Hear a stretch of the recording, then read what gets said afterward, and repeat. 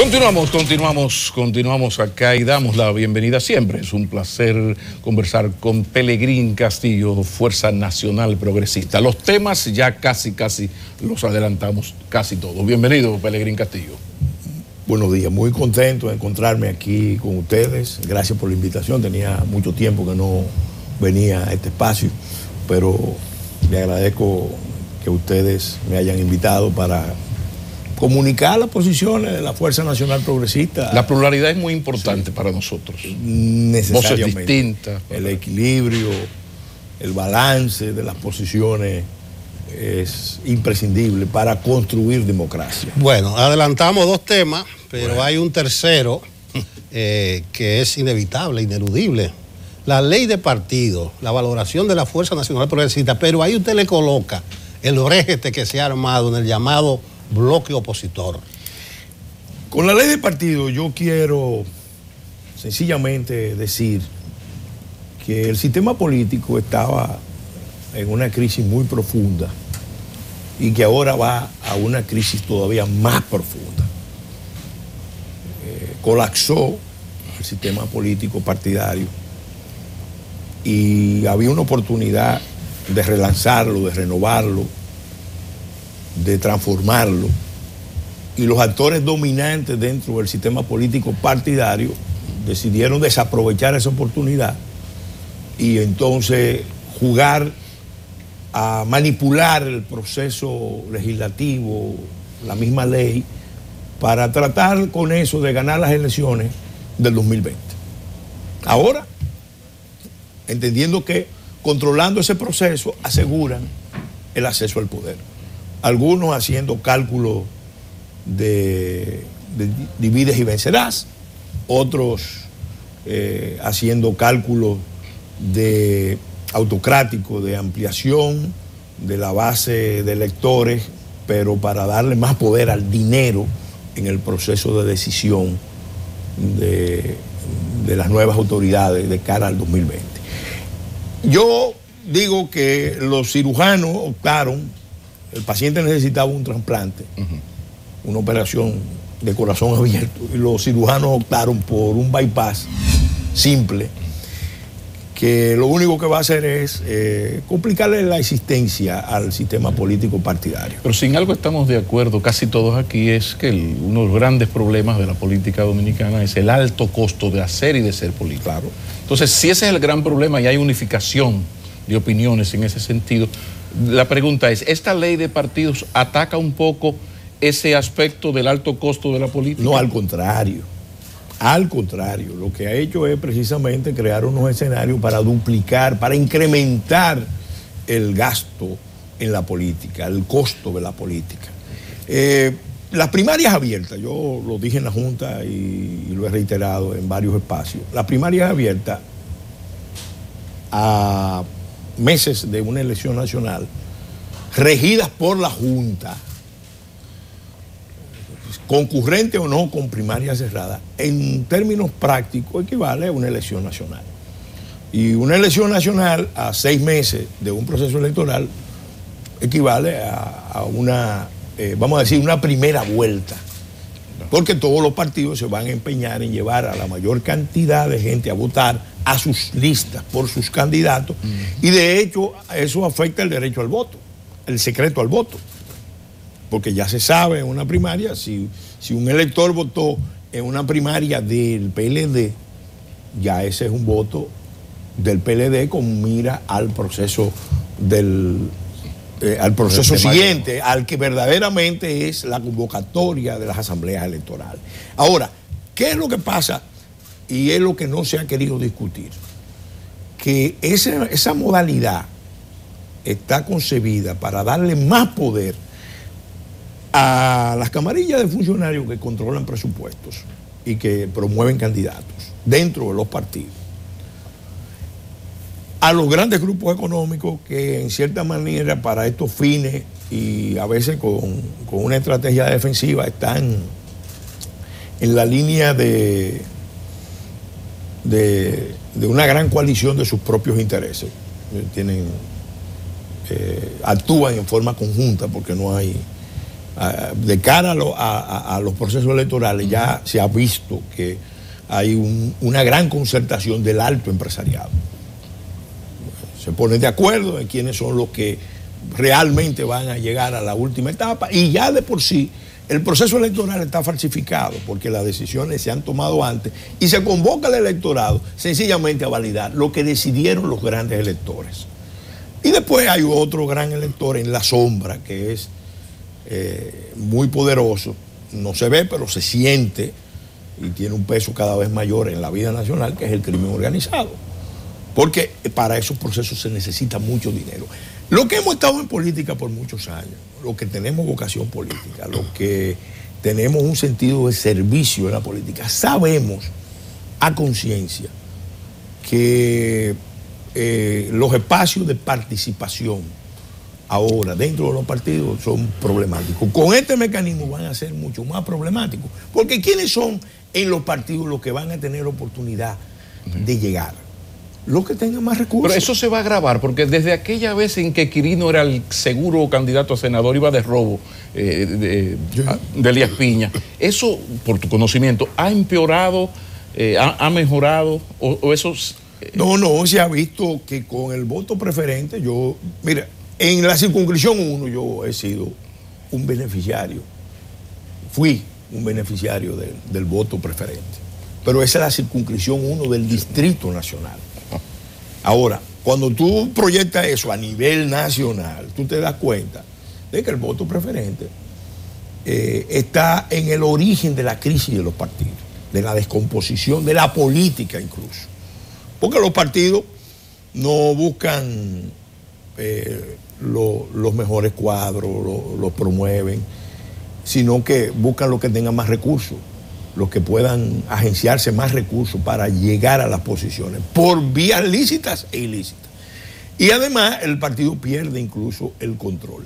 Mira, el problema de fondo que los actores políticos no han querido abordar, por eso hay una buena dosis de hipocresía y de mentira en muchas de estas posiciones, es que la política se ha ido convirtiendo en el campo de inversión de mayor rentabilidad y de bajo riesgo.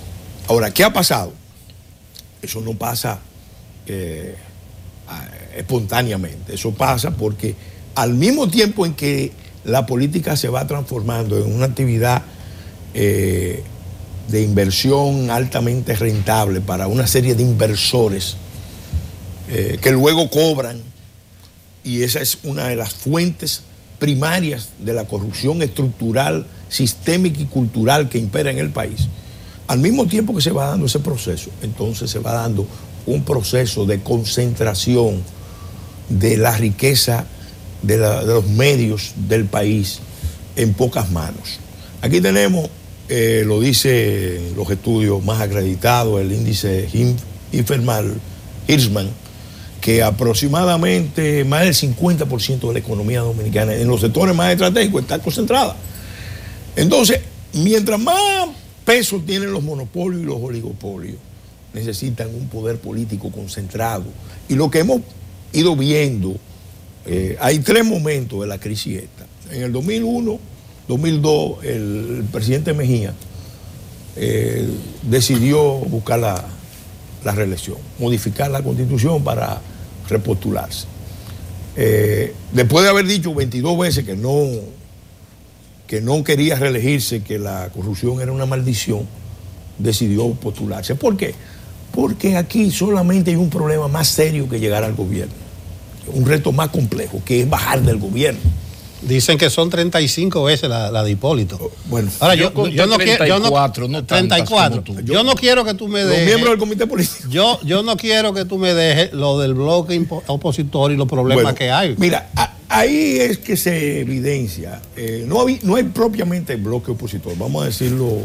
Ya hay un bloque. Por comodidad de lenguaje se habla de bloque, pero no hay bloque. Lo que hay es una convergencia de fuerzas políticas de oposición que han estado planteando la necesidad de hacer unas reformas profundas en el orden institucional, en el orden de de las reglas de competición política, partidaria, electoral. Repito, lamentablemente el PRM, el Partido Reformista, se desmarcaron de las posiciones. Ahora, yo quiero, lo voy a decir aquí, lo he dicho en varios espacios, pero lo quiero reiterar. Aquí hay una maniobra, para que conste, lo dije en la Junta, aquí hay una maniobra en curso de sectores de poder en el gobierno y en los poderes fácticos, que está dirigida en varias direcciones. Dividir los partidos políticos, empezando por el PLD, el PRM, el Partido Reformista y el PRD. Y para ser correcto, no es dividirlo, es explotar y profundizar las contradicciones que ya existen, porque ellos tienen problemas. Es natural que en todos los partidos, sobre todo cuando son grandes, que involucran a mucha gente, haya grandes disensiones, pero se están explotando esas contradicciones. Segundo, ningunear, marginar, banalizar a las otras fuerzas políticas que en los espacios que tenemos, que son limitados, estamos tratando de relanzar proyectos políticos, de renovar la política. Y después, entonces, deliberadamente se están promoviendo figuras de antipolítica. Es un juego que yo digo que apunta, porque uno conoce la experiencia de Guatemala, tenemos amigos en Guatemala, hemos estado en Guatemala, hemos hablado con la clase política guatemalteca, apunta a una réplica, quizá con una variante caribeña, dominicana, de lo que pasó, la fórmula Guatemala, que es una fórmula que implosionó el orden político,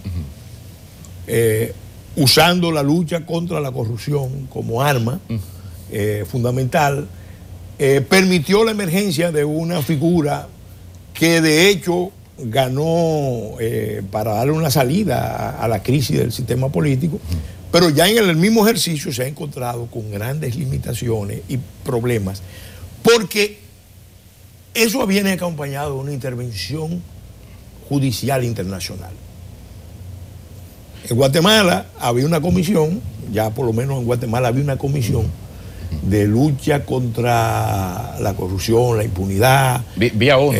Vía ONU, porque Guatemala vivió un proceso muy particular. Por eso digo que ahí yo tengo la percepción de que aquí hay fuerzas que se están moviendo para replicar una variante dominicana de la fórmula guatemalteca. Pero hay algo que no estoy entendiendo y pido tu ayuda, porque esta sería una posición antisistema y antipartido. Entonces, a mí me luce muy extraño que los grupos corporativos que dirigen junto con los políticos al país, que la embajada, los poderes fácticos, atenten contra un sistema político empresarial del cual ellos son la parte, la esencia. Por ejemplo, los grupos corporativos son la parte esencial de la parte empresarial. Entonces a mí me llama la atención esto, como también te escucho hablar del problema de los partidos alternativos, y es que aquí hay un problema, una realidad, y es el asunto de las preferencias del electorado. Uno ve que hay muchos problemas, muchas quejas, pero mañana yo salgo, hago una encuesta y resulta que la inmensa mayoría te vota a los partidos que se ven como símbolo de lo peor. Entonces, y los partidos alternativos no acaban de crecer. O sea, los resultados de las elecciones 2016 fueron lamentables. Creo que Guillermo Moreno llegó a 1,38. Pero vamos a ser objetivos. El presidente Medina, nadie discute que tenía posibilidad de ganar. Pero aquí no sé, en el 15 no se plasmó, no se puso en ejecución un proyecto reeleccionista, eso es un error. En el 15 se puso en práctica una estrategia de entronización y avasallamiento. Explíquese, profesor. Ellos pudieron ganar, pero decidieron aplastar a todas las fuerzas políticas. Y, por ejemplo, el conteo de los votos no satisfizo a ninguno de los actores de oposición. Fue evidente salió a relucir en todos los informes de los organismos internacionales, que era una elección muy desequilibrada, el mismo sistema de conteo muy deficiente, apenas se contó un 30% de los votos congresionales. Nosotros sabemos a conciencia de que la votación nuestra y la votación de otras fuerzas políticas fue mayor, pero los que controlaban el sistema, los que controlaron las mesas después de las elecciones, cuando se cierran en ese sistema que es el que hay que transformar, tenían un encargo muy claro. La Fuerza Nacional Progresista y otras fuerzas de oposición disidentes del PLD no podían sacar votos. Tenían que ser barridas. Lo que pasa, Pellegrini, que esto es exagerado. Salvo el 1,38 de Alianza País, ninguno de los demás partidos llegó al 0,5%. Claro, entonces puede haber ocurrido como ocurrieron irregularidades. Yo te voy a decir una cosa. Si no hubieran puesto menos cero, si hubieran podido poner un menos cero.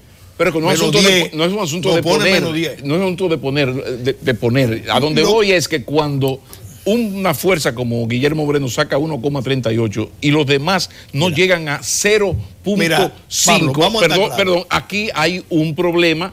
Ustedes no han hecho una autocrítica a los partidos pequeños. ¿Qué está ocurriendo? Que decíamos aquí en un comentario que un señor, un jovencito, Karim, qué sé yo qué, hizo un movimiento casi de relajo y saca más votos que esos partidos que están abajo. ¿Qué está ocurriendo? Es la reflexión. Precisamente. A partir de ese discurso. Precisamente lo que te estoy diciendo. Los grandes electores, que son los grandes... Mira, la crisis del sistema político está ahí. Se manifestó inicialmente en el 2002, cuando el partido histórico antirreeleccionista tomó el rumbo de abrirle paso a la reelección. Eso lo aprovechó muy bien el PLD, que ha hegemonizado esta etapa. La clave del poder político del PLD prolongado en los últimos 20 años está ahí, en el 2002. Porque el PLD lo que ha hecho en relaciones de conchupancia, más que competir con las fuerzas de oposición, es explotar sus contradicciones. Y en cada elección, a partir de ahí, ha ganado fundamentalmente porque se ha jugado en esas relaciones de conchupancia a dividir a las fuerzas de oposición. En el 2010 se hizo un intento nacional, mucha gente de buena fe participó, creyendo que nos podíamos dar una constitución, y nos dimos una constitución más democrática. Ya pasó a partir de ahí. Se montó toda una estrategia de contrarreforma. Ya incluso cuando se estaba discutiendo la segunda votación, se veía la línea de contrarreforma. Y después que se aprobó la constitución, en estos 8 años, la mayoría de los mandatos de la constitución dominicana, para democratizar la sociedad dominicana, para hacer más competitiva el proceso electoral, para hacerlo más equitativo, más justo, no se han cumplido. No se han cumplido. Y después entonces viene el golpe, vamos a decir, el golpe que desestabilizó el orden político, el pacto reelección por reelección. Y eso es lo que ha generado esta crisis. Entonces, había una oportunidad en este proceso, con la ley de partido y la ley de régimen electoral, de, bueno, vamos a transformar esto. Vamos a empezar por lo más elemental. ¿Cómo vamos a reducir los gastos de la política? ¿Qué es lo que han hecho? No, vamos a duplicarlo. Porque nosotros esto no lo vemos con un sentido institucional, un sentido sistémico, no. Tenemos que aprovechar esta coyuntura para afianzar nuestra posibilidad de poder. Y ese fue el cálculo del PLD y dentro del PLD, de sus facciones, y ese fue el cálculo también de algunos actores de oposición que dijeron, mira, para que no nos dividan, porque el gobierno tenía una estrategia de división, del PRM, lo tiene todavía, y lo tiene del Reformista, y lo tiene del propio PRD, y ni hablar del propio PLD. Pellegrini. Entonces, de eso que estamos hablando. Entonces, eso es muy grave porque está poniendo mire, yo personalmente estoy convencido, y lo digo con la experiencia de muchos años en política, haciendo política diferente, política con posiciones, aunque aliado, con posiciones críticas. El Estado dominicano está en una crisis profunda. Hay un proceso de derrumbe, de descomposición. Y los actores políticos están como Desiderio Arias. Hay una crisis global, regional, insular, pero ellos no se dan cuenta. Ellos lo que sencillamente están como Desiderio cuando estaba tumbando a Jiménez. ¿En qué terminó todo eso? En un tollazo, en una intervención internacional. Y aquí parece que va a tener un sello judicial. Bueno, hay mucha tela para cortar en ese tema. ¿Entiendes? Pues si uno ve así, si nos quedamos en lontananza, uno ve una catástrofe si se van a destruir los partidos. Pero bien, hablaremos de eso luego. Hay un tema que le llamamos el haitiano. Entonces déjame introducirme al revés, porque yo creo que Danilo le está tumbando el discurso a la Fuerza Nacional Progresista. Después de la rendición de cuentas del 27, Danilo dijo sellar la frontera, toda la frontera, por tierra, por mar, 900 soldados debidamente entrenados de academia. No lo maltrate, Nelson. Drones de última generación, motocicleta, videocámara. Es una cosa. Hay un centro ahí. Que Taiwán iba... Taiwán iba a donar la mayoría de esos equipos. Todo extranjero ilegal que se mueva en la frontera es detectado por ese sistema. Entonces parece que los planes de fusión no están caminando. Mira, el problema es que no sabemos cuál es el problema. Tremendo problema. La mayoría, lo decía Cantinflas, la mayoría de los problemas nuestros está la falta de ignorancia, que no tenemos un conocimiento de qué es lo que está pasando. Aquí seguimos hablando de migración y nosotros no tenemos un problema de migración. Eso es un graso error. ¿Hay problema de migración? ¿Y qué es lo que hay? Me imagino que algo peor. No, nosotros tenemos... Si tú dices eso es porque hay algo peor. Nosotros tenemos una crisis internacional seria, provocada por un hecho que nadie discute. Hay tantos los informes internacionales. El índice de estado fallido del mundo, desde que se creó, ubicó a Haití dentro de los primeros 10 países y no ha salido.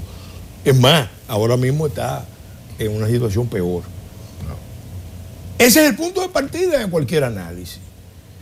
Pero aquí, por temor a los poderes internacionales y por intereses muy particulares de los grupos, de las élites infuncionales que tenemos, élites infuncionales. Sí. Yo soy de Bani y lleva mal paso. ¿Qué quiere decir élites? Porque las élites que conozco yo aquí funcionan muy bien. Mira, bueno, en tu buen francés, sí. Elite. Mira. Ese es un concepto de un académico brasileño, Helio Jaguaribe, en una conferencia que dio en MIT en Estados Unidos, hablando del problema que tiene América Latina. Una élite en cualquier país, en cualquier tiempo, se supone que juega un papel de dirección, de ejemplaridad y de empresariado. En la medida en que lo juega, el país funciona bien. Y de contrapeso a los políticos. No. Ahí están las élites políticas, las élites empresariales, las élites académicas, okay. Sí. El conjunto okay. De el estrato, que siempre es minoritario, pero es el que dirige, el que representa con ejemplaridad. ¿Pero por qué llamarle élites infuncionales? Bueno, pues entonces, ¿cuál es el problema que hay en América Latina? Cuando una élite no es capaz de actuar, pensar y sentir en función de sus responsabilidades, de dirigir una nación, del colectivo, del grupo, entonces se conceptúa como una élite infuncional. Los países que se desarrollan tienen élites funcionales.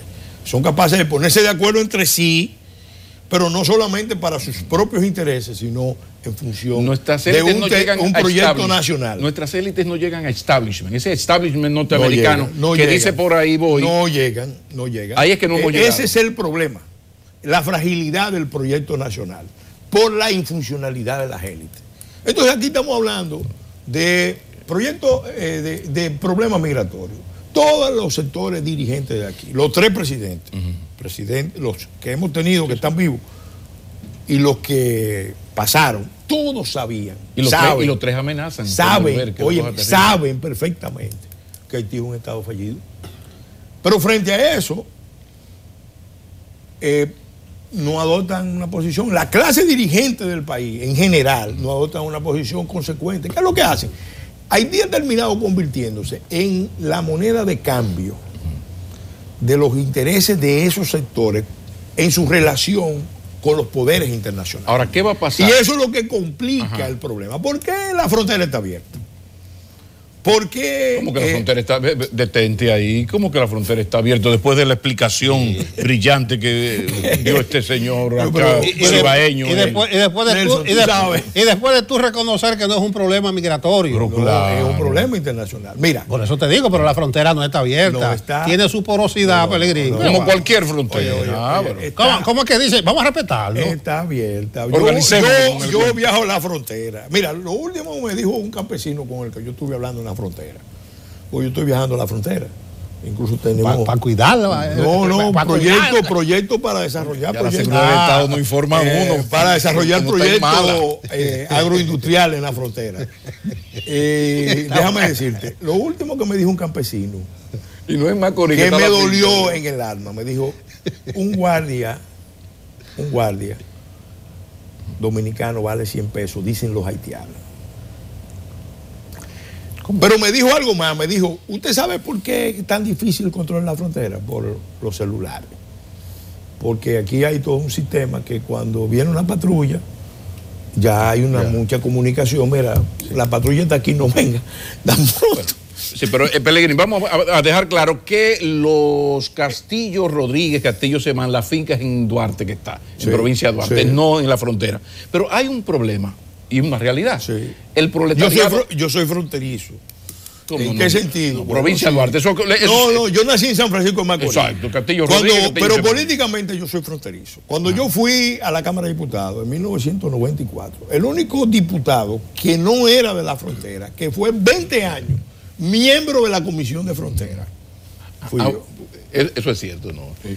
O sea, que yo interactué por 20 años en el Congreso con los diputados y senadores de la frontera y conozco buena parte de los problemas fronterizos. Conoces demasiado bien, yo diría, pero insisto en que los Castillo Rodríguez la finca está en 1949, Naciones Unidas les recomienda a los gobiernos haitianos fomentar la migración masiva de familias enteras en forma permanente, sin retorno, hacia otra zona del Caribe menos poblada. ¿Por qué? Porque ya en el 49 el diagnóstico de Naciones Unidas era que Haití estaba totalmente desvertebrado como Estado. Entonces, ese es el problema. Y pero aquí finalmente, seguimos Pellegrini, Castillo Semán, finalmente aquí tenemos una realidad. La respuesta es el muro. Los haitianos, para empezar, los haitianos, los nacionales haitianos son el proletariado de la República Dominicana. Este país, si tienes que hacer una cisterna en tu casa, tú sabes quién te la va a hacer. Entonces, a uno le preocupa el hecho de que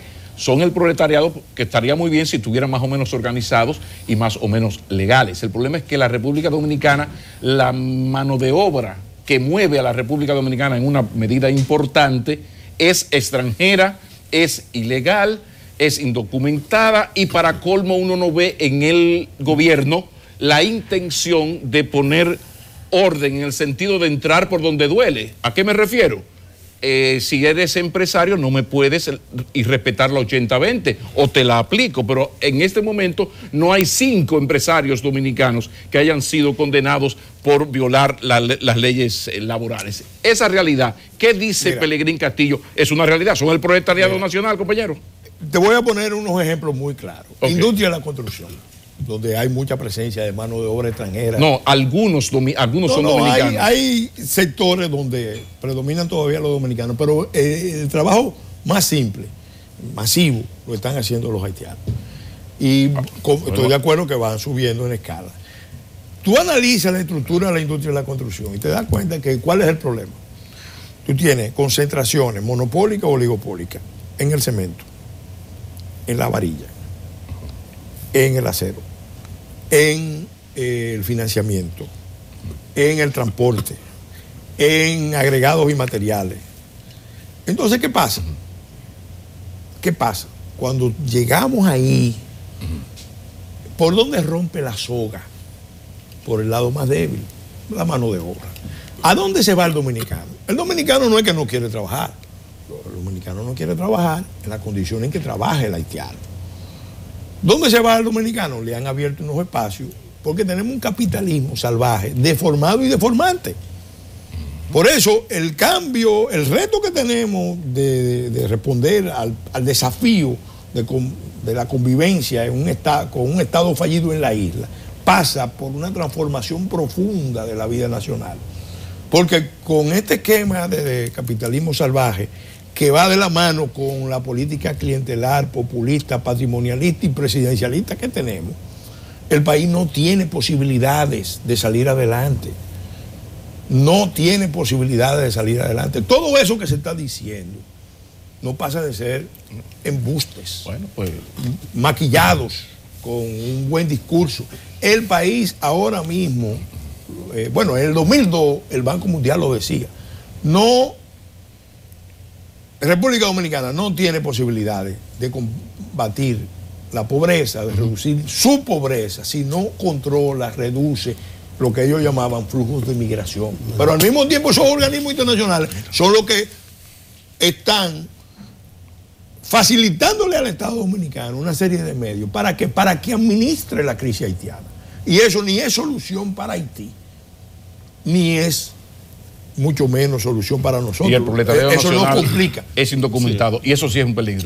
Porque debemos aceptar lo que necesitamos y darle documentos a lo que necesitamos. Mira, la agricultura nuestra debió transformarse hace muchos años en una agricultura capital, tecnología intensiva.